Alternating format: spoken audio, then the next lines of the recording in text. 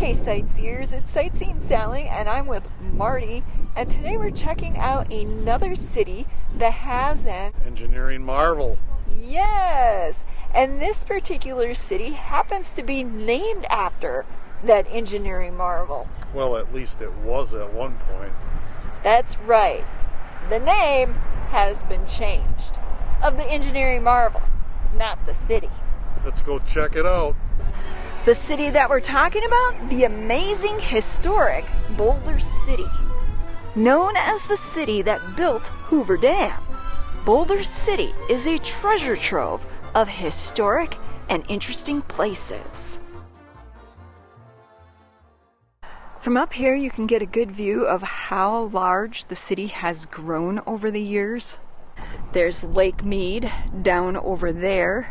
The city's initials in the side of the mountain up over here. And the Bureau of Reclamation's Lower Colorado Basin Regional Office of the U.S. Department of the Interior up over here. The reason I point this out, sightseers, is for those of you who don't know, Boulder City was one of the first, if not the first, city to be built by the government under the jurisdiction of the Bureau of Reclamation. Given the sheer size and duration of the dam project, it was deemed necessary to build a semi-permanent town rather than temporary living quarters. Since workers were already suffering ill effects from the harsh working conditions, those in charge felt it would be better to design a place where the desert heat wouldn't sap worker health, nor have a negative impact on their morale. Hence the idea came about to build the ideal city, a family-type city. One without all the distractions and immoral vices that could be found in its neighboring town, Las Vegas.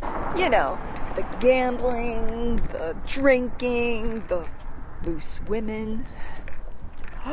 Those were all prohibited in Boulder City, which is why to this day you won't find any casinos within the city limits. However, they have loosened up their laws to allow alcohol within the town. To ensure those early laws were enforced and to keep those sinful vices out of town, they had government rangers here to enforce. Along with that, they had a gate through which you had to travel if you were going in and out of town. So basically the town was fenced in. It was almost like being on a government reservation. At least according to what PBS said. Yep, that's what PBS, or Public Broadcasting Systems, likened it to, being on a government reservation. Down in the historic district, you're going to find all kinds of interesting shops, places to eat, specialty boutiques with a lot of charm. You know, the types of places that draw in tourists. Because even though Boulder City started out as a place for dam workers to live, it has evolved over time into a place that draws a lot of tourists.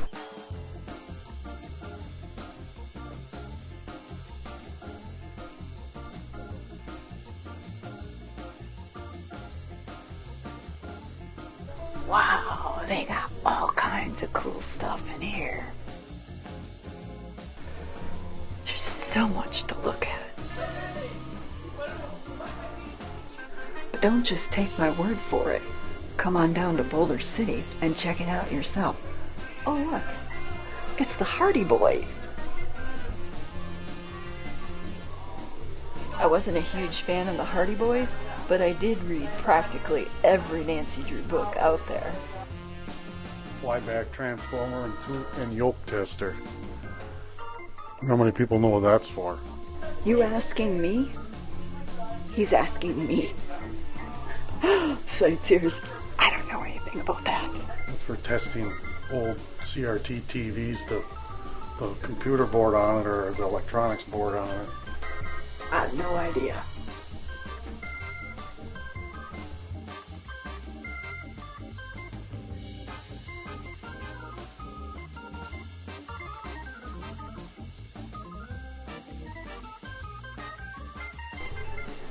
I bought some stuff. You'll have to wait until later to see what we got here from Sherman's, but tell you what, that is a must stop here in Boulder City. It was a lot of fun in there, and the owner, he's a hoot.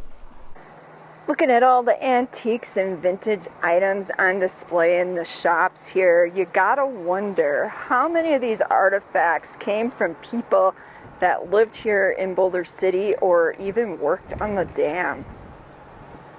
Just kind of gets you thinking about it, what life was like back then.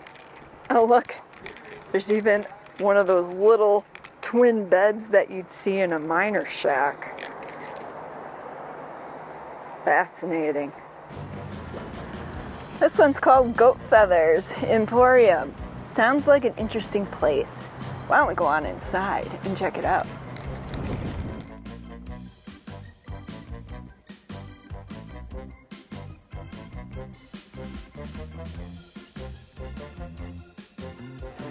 This place is so big and there's so much to see. I could literally get lost in here for hours. But then if I did that, there'd be no video for you to see. So let's move on. You'll just have to take my word for it that if you come out to Boulder City, you definitely want to make a stop here. This area here is what I would call the hotel or motel district. You can see the Flamingo Inn, or what used to be the Flamingo Inn, over there. This building here, you got the old sign that's faded. It's for sale, by the way. At one time it must have been a diner or restaurant of some sorts. And looking at the mural that's painted on the side of the building, I'm wondering if the owner passed away. And then directly across from that, you have this mural painted on the side of the Sands Motel. You can see bighorn sheep there, the Hoover Dam here, obviously Lake Mead in the background, and then of course a mention or a nod to the actual city of Boulder City. One thing I like about Boulder City is that they have done a really great job of preserving the history here.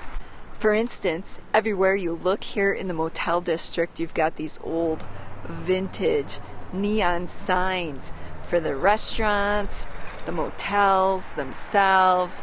It just really reminds me of classic roadside attractions a la Route 66, or even like classic Vegas with the neon.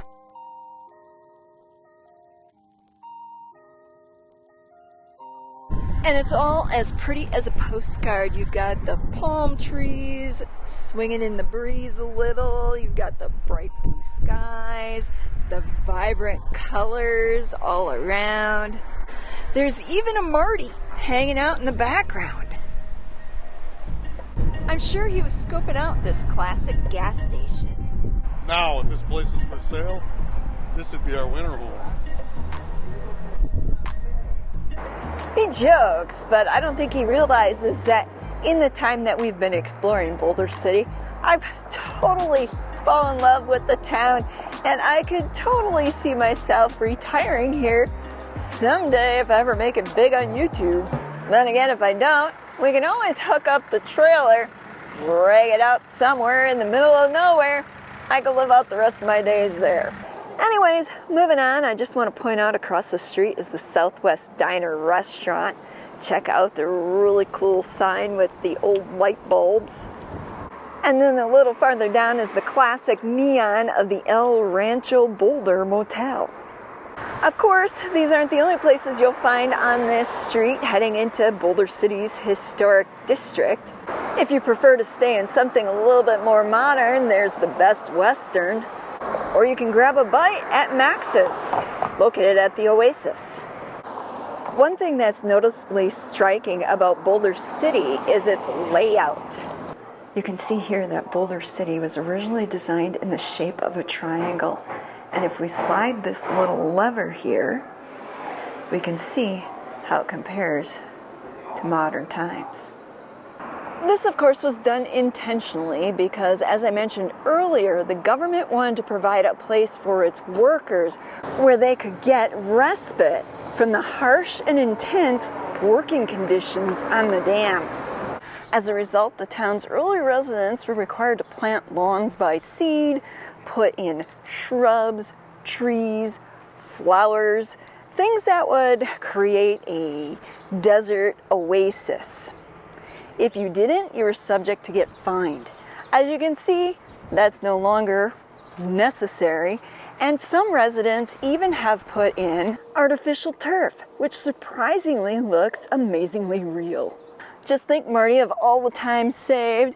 If we put in artificial turf, you'd no longer have to cut the grass, do trimming. Heck, if the dogs made a mess on the lawn, all you'd have to do is drag the hose out and wash it away.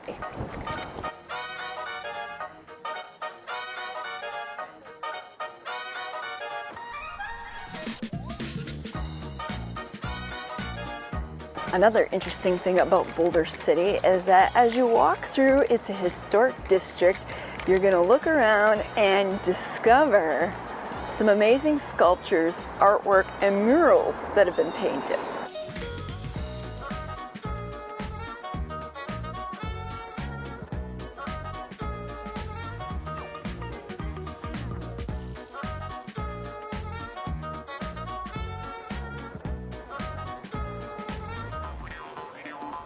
Just keeping you on your toes, sightseers. Another interesting place that you'll find here in Boulder City is the Nevada State Railroad Museum. Open daily from 9 to 3:30 p.m. except for state holidays, the Nevada State Railroad Museum is one of 7 funded museums within the Nevada Department of Tourism and Cultural Affairs. Totally free. This museum allows visitors to get up close to some of the decommissioned train cars and engines that used to operate in the area. For a nominal fee, train lovers can also catch a short ride on one of the museum's historic trains. See the Nevada State Railroad Museum website for more details.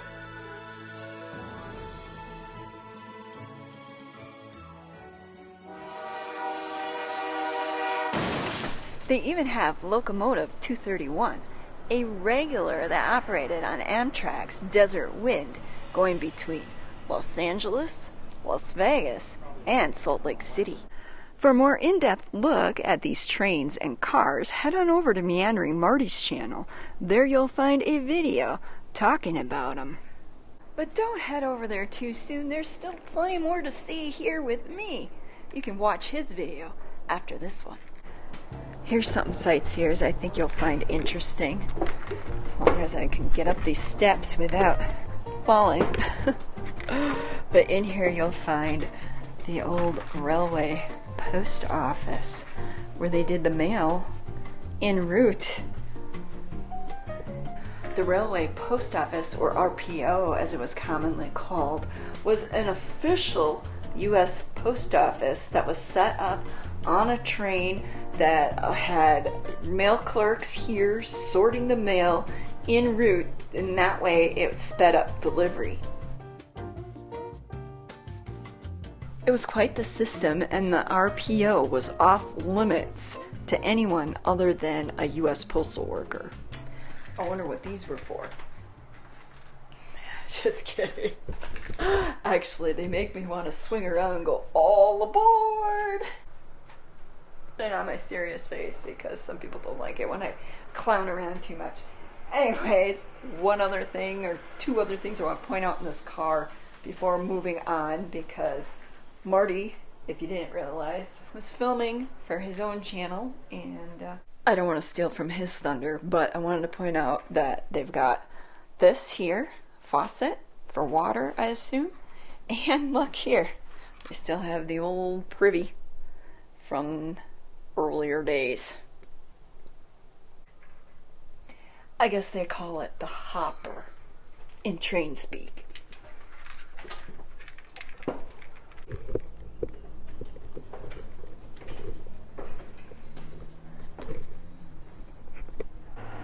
Oh, now there's a story I gotta share with you. It's about Oni, or Auni, the postal dog. This is one of those stories that just really, if you know me, you understand why. Anyways, as the story goes, this dog became the mascot for the U.S. Postal Service, the RPO, the Railway Postal Service. He rode the rails from 1888 up until his death in 1897. He himself is actually stuffed and can be found on display in the Smithsonian, or at least he was. I don't know if he still is there. But what's interesting to note besides that is the rail workers thought of him as a mascot, a good luck charm, and everywhere they went, they would put on like tokens or tags marking his journeys. So in the end, he earned like over 1,000 tags that he wore originally on his collar. Later they made a harness to make it a lot easier for him to bear the weight from all that metal. Kind of like all the pins and tags I've been collecting from the places we visited and wear on my hats. I guess that's to say that Oni and I have something or share something in common. Well, let's move on. There's still that engineering marvel we need to go see, along with maybe a few more sights along the way.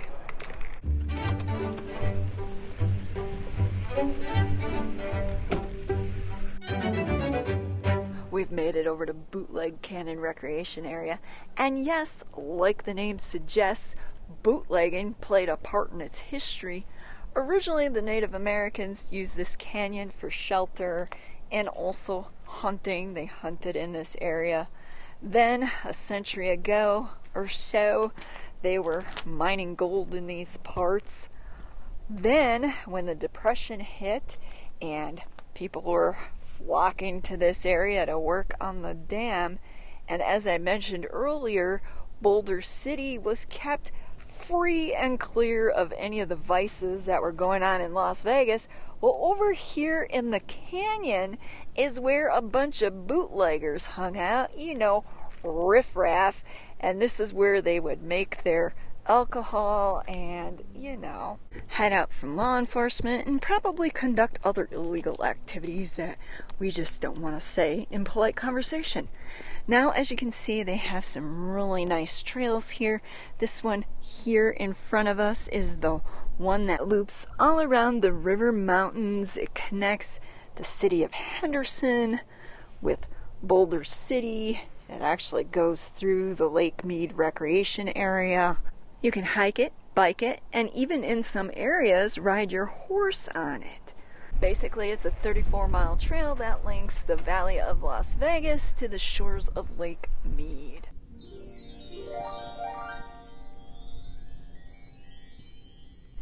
But regardless of your mode of transportation along this trail, you need to remember to yield to tortoises and bighorn sheep. Next up, the historic Boulder Dam Hotel and Museum.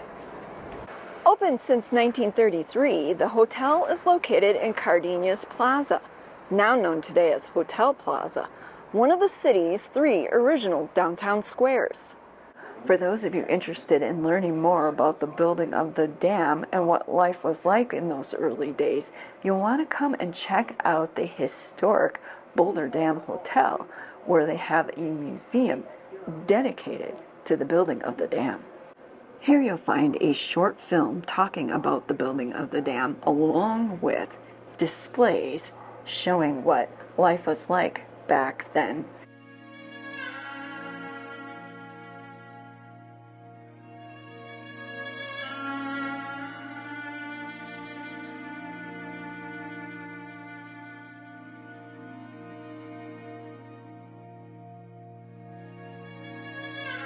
Prior to Boulder City being built, a squatter's town sprang up on a barren slope. Residents named it McKeersville after one of the cooks. The town soon became overcrowded. People then moved to the flats along a wide bend in the river. Their homes were ragged tents, cars, and shacks made of cardboard, scrap wood, tar paper, and burlap.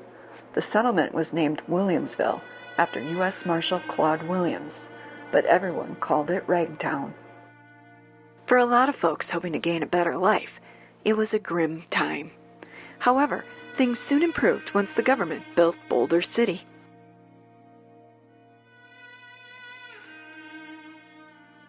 Something I'm not sure people realize is the enormity, the scale of the project that we're talking about here. Not only was the building of the dam huge in terms of engineering space, but it was also huge in impacting local economies. For instance, the state of Nevada, even though the rest of the nation was undergoing a severe depression, here in Nevada they were experiencing a boom. Just think about it. At the time, in 1931, that was the largest domestic construction project ever undertaken by the U.S. government, and it employed thousands of people. Everywhere else, people were struggling. But here, business was booming. During the construction of Boulder Dam, it wasn't uncommon for accidents to happen. According to the U.S. Bureau of Reclamation, the official number of recorded fatalities is 96. Of those, how many men do you think were buried in the concrete? Stick around, we'll reveal the answer later in the video.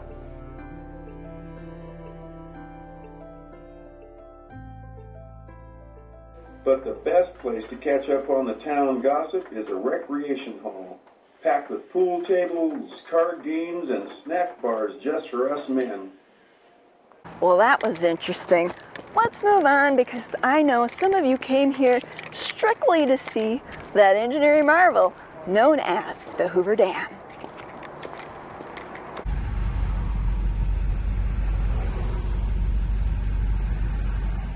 And here we are, sightseers, one of America's greatest engineering marvels ever built, the Hoover Dam.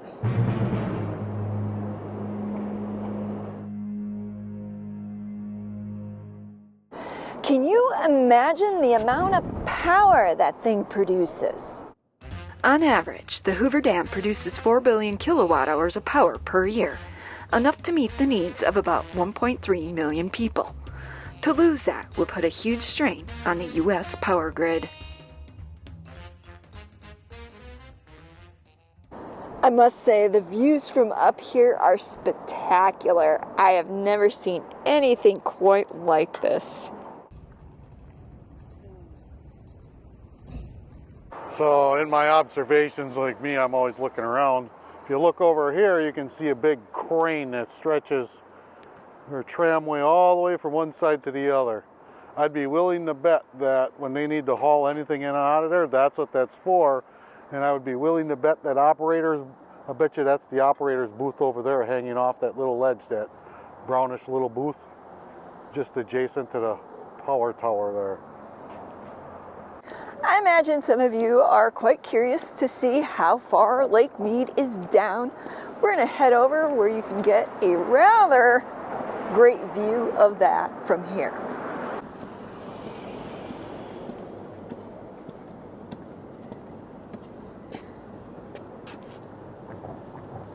You see Marty checking out one of the heroes of Hoover, a sculpture of a high scaler, one of the men who removed loose rock off the face of the canyon.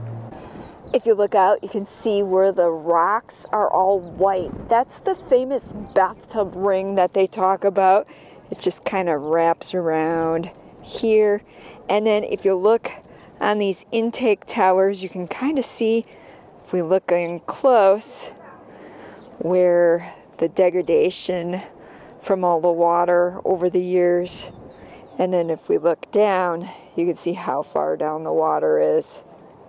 At one time, it was at least this high.